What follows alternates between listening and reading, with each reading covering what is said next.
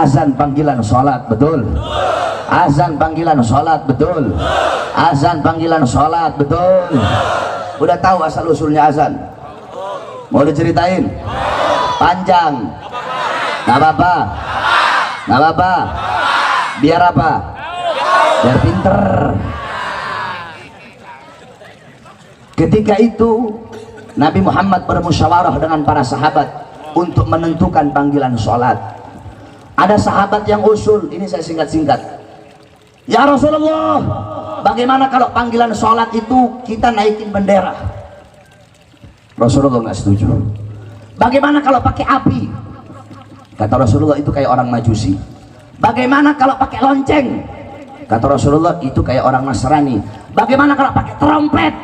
Itu kayak orang Yahudi.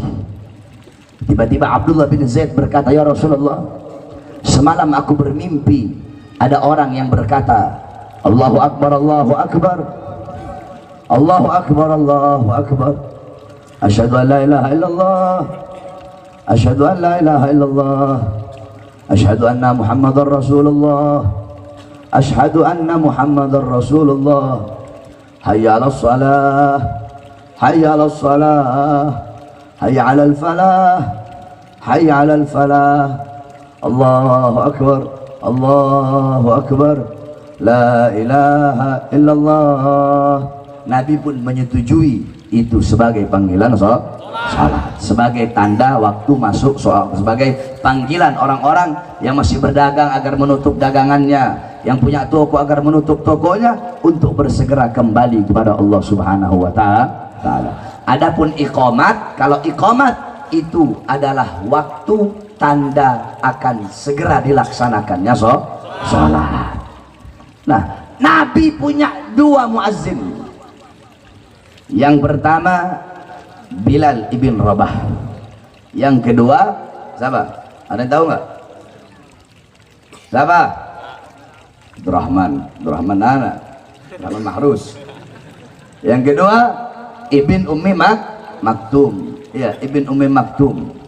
Nabi punya muazzin dua, subuh, duhur. Ya, subuh, duhur biasanya Bilal. Asar, subuh, duhur, asar Bilal. Maghrib, isya biasanya Ibn Ummi Maktum. Kalau nggak salah begini, kalau nggak salah kembali. Kalau yang benar, kalau nggak salah itu tadi subuh Bilal sampai asar, Ibn Ummi Maktum, maghrib, isya. Nah, pertanyaannya, kenapa Nabi milih dua sahabat ini?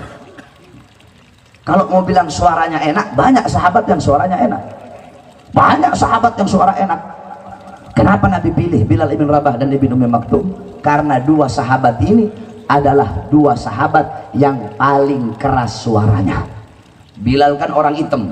Ya, ini saya punya murid namanya Bilal, orang Ambon. Mana Bilal? Ah, itu orang Ambon tuh, murid saya itu. Nama doang Bilal. Cuma nggak pinter kayak Sayyidina Bilal tuh.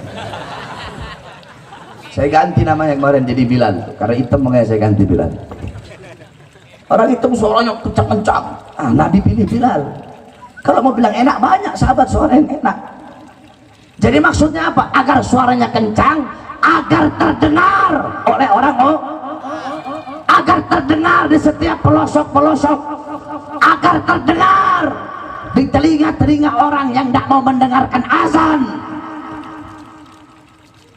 Dari sekian banyak rumah, Nabi pilih rumah yang paling tinggi.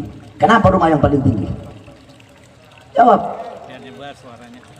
Rumah pendek, tempat kalau pendek sama tempat tinggi, yang lebih kenceng suaranya tempat yang mana? Yang mana? Yang mana? Berarti Nabi memerintahkan itu tanda bahwasanya azan harus kenceng atau pelan? Kenceng atau pelan? Keras atau pelan? Keras atau pelan? Agar suara terdengar. Makanya Nabi pilih rumah yang paling tinggi sebagai tempat azan, saudara-saudara. Udah dikatakan dalam hadis, idza hadaratis shalah falyu'adzin lakum ahadukum.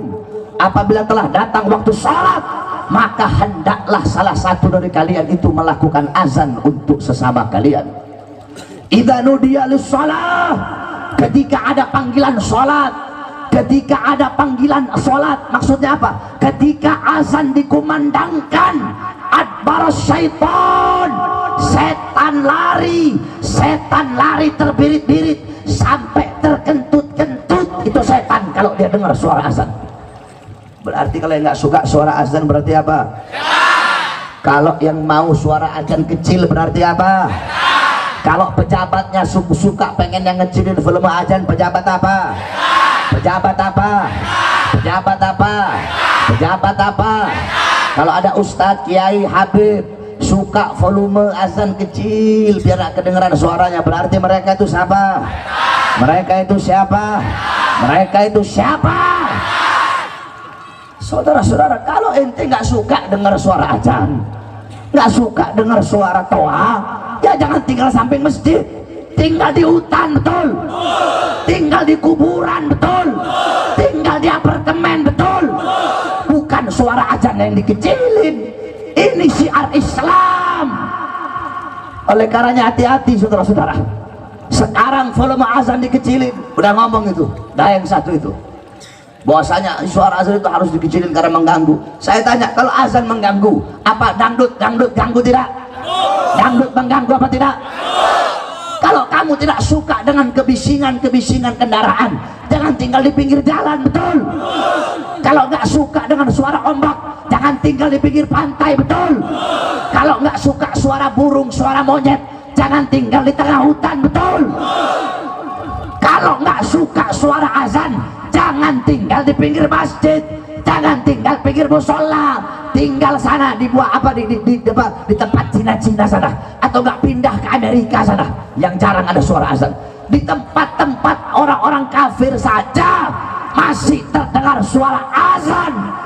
Ini Indonesia, negara yang mayoritas Islam, kok azan mau dilarang, kok suara azan mau dikecilin? Kami para pemuda-pemuda Islam tidak akan pernah kami biarkan pemerintah mengecilkan volume azan. Sekarang dikecilin, besok toanya dicopot, besok toa dicopot, besok masjidnya ditutup. Oleh karenanya kami bersumpah demi Allah, kalau sampai suara azan akan dikecilkan oleh pemerintah atau toa akan dilarang, maka panggilan hayya 'alas shalat akan kami ganti hayya 'alal jihad.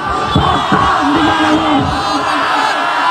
Saya tanya, kalau sampai azan dilarang, siap perang? Siap perang? Kamu lihat saja nanti. Kalau memang betul azan dilarang, ya Allah, saya ini orang, kalau ngomong saudara-saudara, saya orang yang tidak takut dengan siapapun kecuali Allah dan orang-orang yang takut kepada Allah.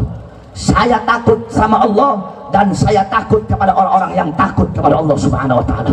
Oleh karenanya saya sampaikan kepada kamu semua, kalau sampai besok-besok azan dikecilin, besok-besok azan dilarang, tapi Allah saya yang akan pimpin perangnya, saudara-saudara. Siap berperang. Kalau sampai azan dilarang, siap berdarah, siap hancur, siap binasa. Allahu Akbar, Allahu Akbar, Allahu Akbar. Semakin mereka larang kecilkan, semakin besarkan. Semakin mereka bungkam, semakin teriakkan kebenaran. Oleh karena kita doakan agar Allah kasih kita pemimpin yang baik, pemimpin yang adil, pemimpin yang tidak merugikan Islam, merugikan ulama, yang bisa menghormati hukum-hukum Islam, syariat-syariat Islam, seorang ulama yang meletakkan ayat-ayat suci.